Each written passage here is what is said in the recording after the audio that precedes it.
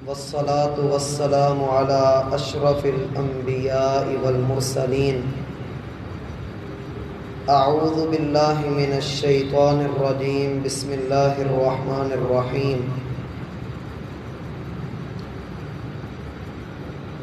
احباب گرامی قدر،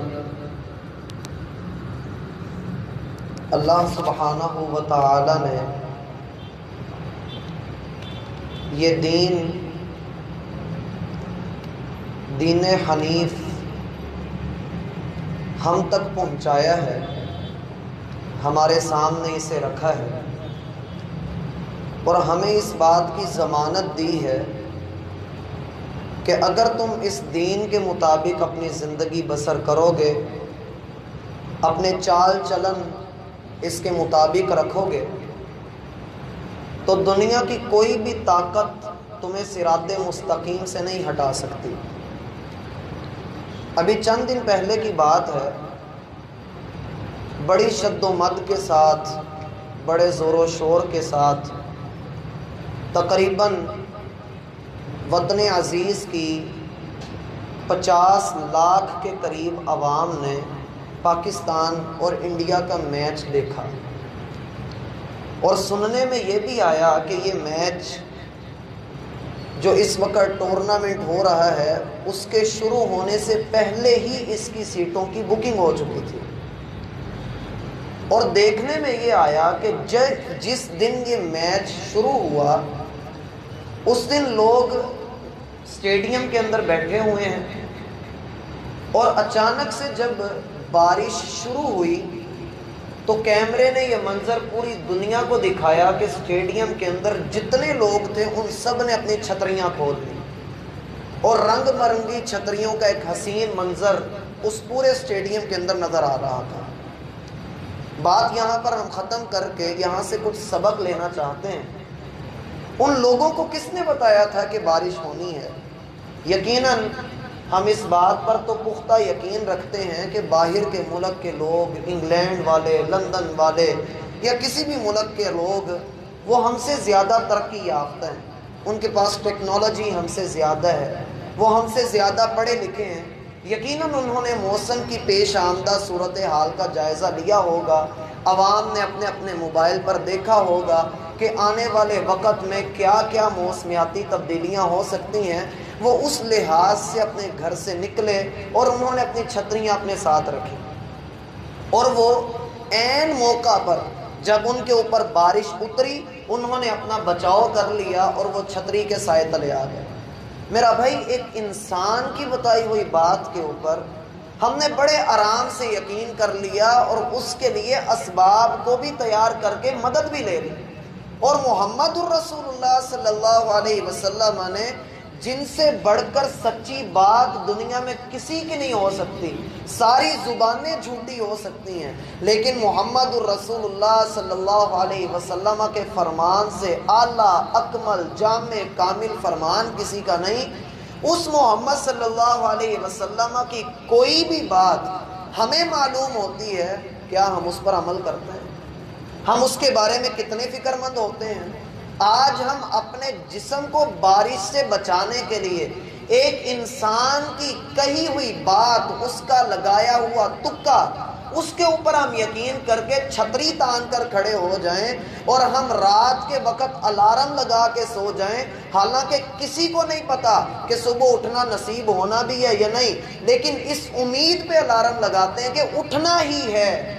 جس محمد صلی اللہ علیہ وسلم نے پکی خبریں دی کہ لوگوں قیامت آئے گی، لوگوں قیامت کے یہ حالات ہیں، یہ اس کے احوال ہیں، یہ اس کی علامات ہیں، لوگوں محمد الرسول اللہ تمہیں اس بات کا حکم دیتے ہیں، تم بھاگ بھاگ کر جہنم کے اندر گر رہے ہو، وَأَنَا آخِذٌ بِحُجَزِكُمْ، میں تمہاری کمر سے پکڑ پکڑ کر تمہیں باہر نکال رہا ہوں کہ صراط مستقیم پر چلو۔ جو راستہ محمد الرسول اللہ کا راستہ ہے وہی اصل صراط مستقیم ہے۔ آج انسان کی قدر، ایک عام انسان کی قدر اس کی اللہ کے رسول سے زیادہ قدر ہو گئی۔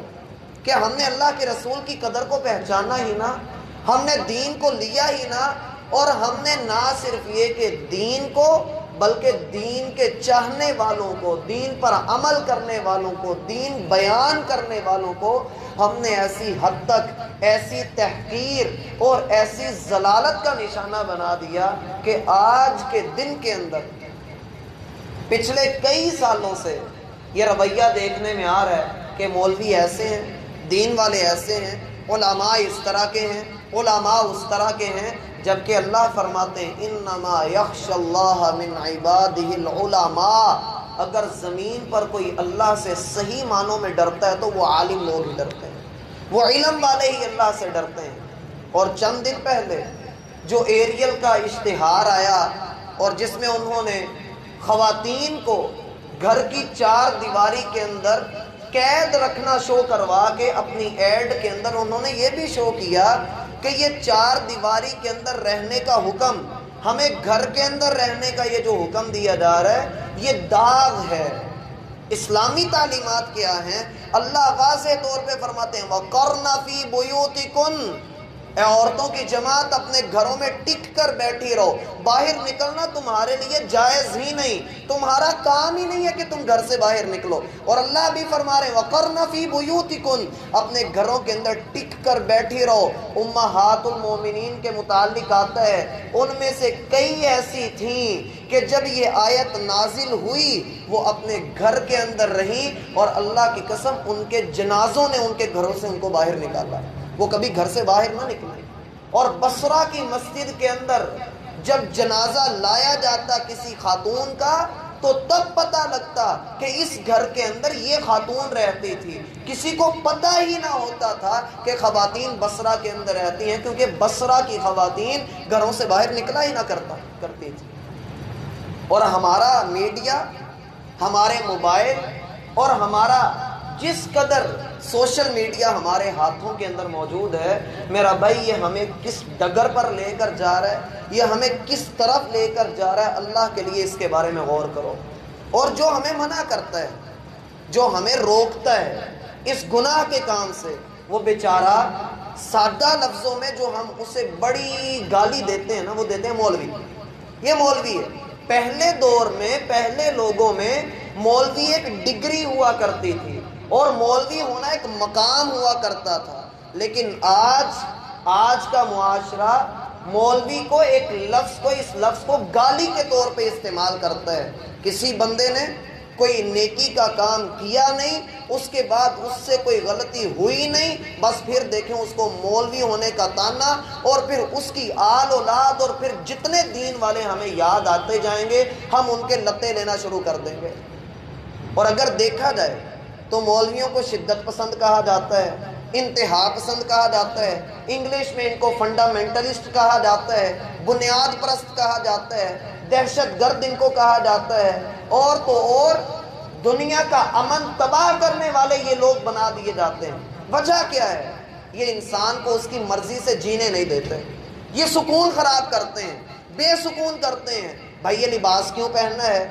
کبھی آپ کی شلوار کے اوپر اعتراض کرے گا کہ بھائی تیری جینز جو ہے وہ تنگ ہے، اس کو ذرا کھلا رکھ، اللہ کے رسول نے منع کیا ہے۔ آپ اس کی شلوار پر اعتراض کر دیتے ہیں کہ جناب آپ کی شلوار بھی تو دیکھو، جیسے آپ نے نکر سلوانی تھی تو آپ بھول گئے، یا آپ نے کھیتوں کو پانی لگانا تھا، یا مونجی کو پانی لگانے گئے تھے، اتنی اوپر اٹھا کر آئے ہو۔ کوئی اگر بے پردگی کے اوپر اللہ کا بندہ بتلا دیتا ہے تو ہم اس کی داڑھی کے لتے لینا شروع کر دیتے ہیں۔ اگر کوئی ہمیں نماز روزے کی طرف ترغیب دیتا ہے ہم اس کی اولاد کو ادھیڑ کر رکھ دیتے ہیں۔ اللہ کی قسم رسول اللہ صلی اللہ علیہ وسلم کا فرمان ہے بدترین شخص وہ ہے، اللہ کے ہاں سب سے بدترین وہ ہے کہ جسے اس کا بھائی کہے کہ اتق اللہ، اوے اللہ سے ڈر جا، یہ گناہ کا کام نہ کر، اور وہ آگے سے کہے علیک بنفسک، اپنے آپ کو دیکھا تو کیا کرتا ہے، مجھے منع کر رہا ہے، اپنے آپ کو بھی تو دیکھ۔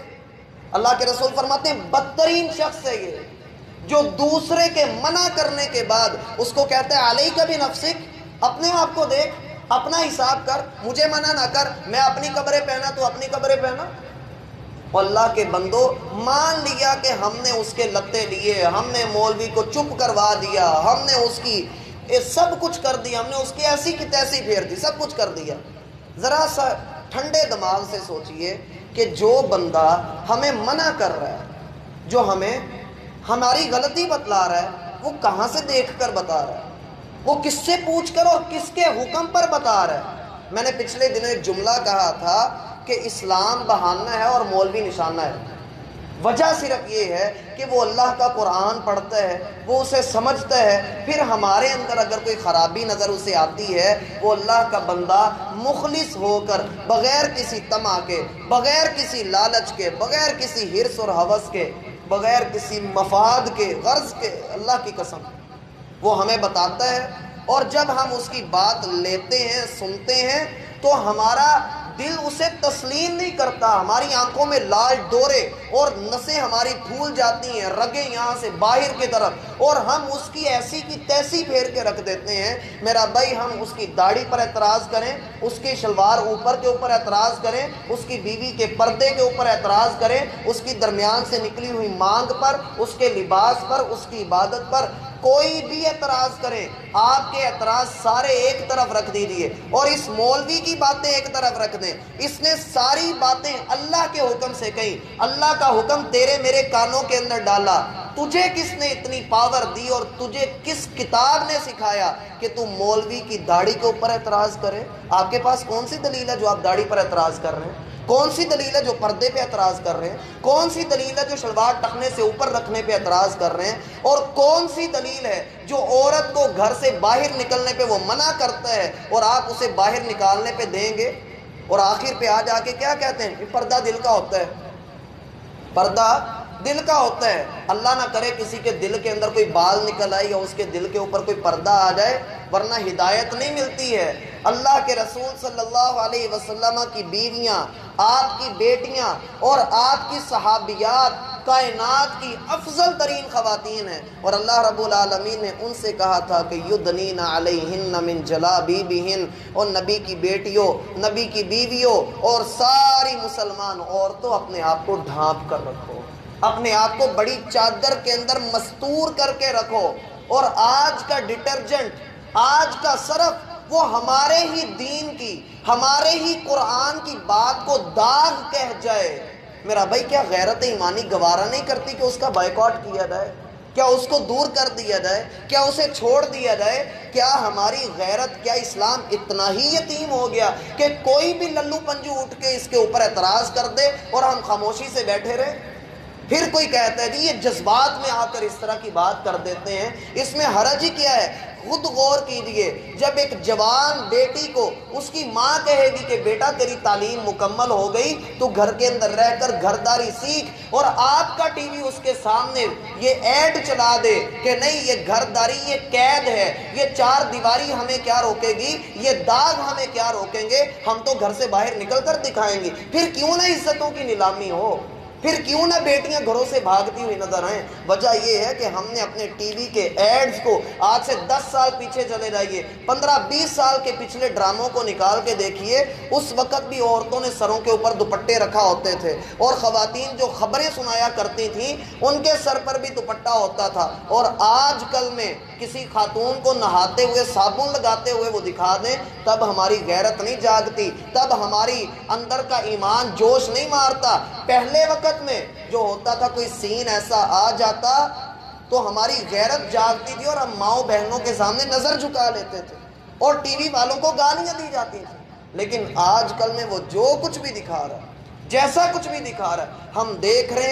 ہیں اندھے بنے ہوئے ہیں۔ بچہ کیا دیکھ رہا ہے، بچی کیا دیکھ رہی ہے، بوڑھی ماں کیا دیکھ رہی ہے، کون کیا دیکھ رہا ہے، پھر پتہ نہیں۔ پھر میرا بھائی واقعات ہوتے ہیں، جیسے قصور کے بچوں کا واقعہ ہوا، کراچی کے 2 بچوں کا واقعہ ہوا، پھر بچوں کے ساتھ زیادتیاں ہوتی ہیں، پھر عورتیں گھروں سے بھاگتی ہیں، پھر خامند قتل ہوتے ہوئے نظر آتے ہیں، پھر غیرت کے نام کے اوپر عزتیں لٹتی نظر آتی ہیں، قتل ہوتے ہوئے نظر آتے ہیں۔ وجہ کیا ہے؟ پیچھے کچھ یہودی لابیز ہیں، پیچھے کچھ اسلام کے دشمن ہیں، پیچھے کچھ ایسے لوگ بیٹھے ہوئے ہیں جو تیرے میرے دل سے اسلام کی عظمت اور غیرت ایمانی کو ختم کرنا چاہتے ہیں۔ اس لیے اللہ کا نام لو، اپنے قرآن کے ساتھ جڑو، اپنے قرآن کو دیکھو، اور جو ہمیں سکھا رہا ہے جو ہمیں دین کی طرف لا رہا ہے، اگر ہم اس کے اوپر اعتراض کر رہے ہیں تو اعتراض کرنے سے پہلے سوچ لینا کہ وہ ہمیں اللہ اور اس کے رسول کی بات بتا رہا ہے، وہ اپنی بات نہیں بتا رہا، اس کی بازو کسی ویلنے کے اندر نہیں آئی کہ وہ ہمارے پردے کے اوپر بلا وجہ اعتراض کر رہا ہے، وہ ہماری بے پردگی کو بلا وجہ اچھال رہا ہے، یا وہ ہمارے منے ہوئے منہ کے اوپر اعتراض کر رہا ہے، وہ اللہ اور اس کے رسول کے حکم سے کر رہا ہے۔ اللہ کے رسول صلی اللہ علیہ وسلم کا فرمان ہے لَتَأْمُرُنَّ بِالْمَعْرُوفِ وَلَتَنْهَوُنَّ عَنِ الْمُنْكَرِ، لوگوں تم میں ایک گروہ ایسا ہونا چاہیے جو تمہیں نیکی کا حکم دے، تمہیں برائی سے منع کرے۔ أَوْ لَيُوشِكَنَّ اللَّهُ عَلَيْكُمْ، اگر کسی نے ایسا نہ کیا، اگر کسی نے نیکی کا حکم نہ دیا اور گناہوں سے منع نہ کیا، ایسا عذاب تم پر اللہ نازل کرے گا کہ تم ہاتھ اٹھا کر جھولیاں پھیلا کر اللہ سے دعائیں مانگو گے اور تمہاری دعاؤں کو رد کر دیا جائے گا، قبول نہیں کی جائیں گی۔ اور یہ وقت آ چکا ہے، جو کوئی ہمیں منع کرتا ہے ہم اس کو ایسا ادھیڑ کر رکھتے ہیں، اس کا ایسا دل چیر کے رکھتے ہیں کہ اللہ کی قسم وہ بندہ خون کے آنسو تنہائی میں بیٹھ کر رو رہا ہوتا ہے کہ اللہ دیکھ تیرا دین میں نے پہنچایا تھا، تیری بات میں نے کی تھی اور انہوں نے تو میری عزت کی دھجیاں کھیڑ کے رکھ دی۔ اور کوئی بندہ، میں یہ نہیں کہتا کہ سارے دودھ کے ہی دھلے ہیں، میں یہ بھی کہتا ہوں کہ میرا بھائی غلطی ہر ایک کے اندر ہوتی ہے، خطا کا ہر کوئی پتلا ہے، ضروری نہیں کہ جو مولوی ہے وہ دودھ کا دھلا ہوا ہی ہو، لیکن میرا بھائی اگر ہمیں وہ کسی صحیح بات کی طرف لگا رہا ہے، کسی غلط کام سے منع کر رہا ہے، تو کم از کم ہمیں اس کی بات کو مان لینا چاہیے، اس کے ماضی کو کھدیڑنا نہیں چاہیے کہ مولوی صاحب آپ بھی تو فلاں موقع پہ ایسے کر ہی رہے تھے، آپ کو بھی تو ایسی حالت میں دیکھا ہی گیا تھا۔ تو اللہ کے رسول کا وہ فرمان سچا پھر کس پہ آ رہا ہے؟ علیک بنفسک، کہ بھائی تو اللہ سے ڈر، اور ہم اسے کہیں کہ یار تو اپنے آپ کو دیکھ، تو مجھے منع نہ کر، تو اپنی قبر میں، میں اپنی قبر میں، تو کون ہوتا ہے مجھے سمجھانے والا؟ اور اگر یہی کہنا ہو کہ جیڑا جتھے لگا ہے صحیح لگا ہے، تو میرا بھائی یہ ذہن میں رکھو پھر انبیاء کا بھی انکار ہو جاتا ہے کہ اللہ نے بلا وجہ ہی انبیاء کو بھیجا، دنیا جہاں لگی تھی ٹھیک لگی تھی، اللہ نے یعنی انبیاء بھیج دیے، لوگوں کو منع کرنے کے لیے اللہ نے یعنی انبیاء کو بھیجا، رسولوں نے بلا وجہ کی قربانیاں دی، صحابہ کرام نے بلا وجہ اپنی گردنیں کٹوائیں۔ وجہ کیا تھی؟ کہ دنیا سے طاغوت کی، شیطان کی سلطنت کو ختم کر کے ایک اللہ کے حکم کا پرچار کیا جائے، اور اس میں میرا بھائی یہی ہے کہ اپنی عورت کی عزت کی حفاظت کیجئے، اپنی عزت کی حفاظت کیجئے۔ کچھ غیرتیں ہوتی ہیں، اللہ سب سے زیادہ غیرت مند ہے، انسانوں میں محمد الرسول اللہ سب سے زیادہ غیرت والے ہیں، اور صحابہ میں سب سے زیادہ سیدنا سعد بن معاذ غیرت والے ہیں، اور پھر جو غیرت والا ہے اللہ رب العالمین کے ہاں اس کی قدر بھی ہے، اللہ رب العالمین کے ہاں اس کا مقام بھی ہے، اور جو غیرت والا نہیں ہے، جو غیرت سے عاری ہو چکا ہے، یقین کیجیے اللہ کے رسول کا فرمان ہے وہ جنت کے اندر نہیں جا سکتا، اس کا جنت میں داخلہ ممکن نہیں ہے۔ اللہ ہمیں سمجھنے کی توفیق عطا فرمائے، اور اللہ رب العالمین ہمارا حامی و ناصر ہو، اور اللہ وطن عزیز کے اوپر رحمت کرے، اسے طاغوت کے پنجوں سے محفوظ فرمائے۔ اقول قولی ھذا استغفر اللہ لی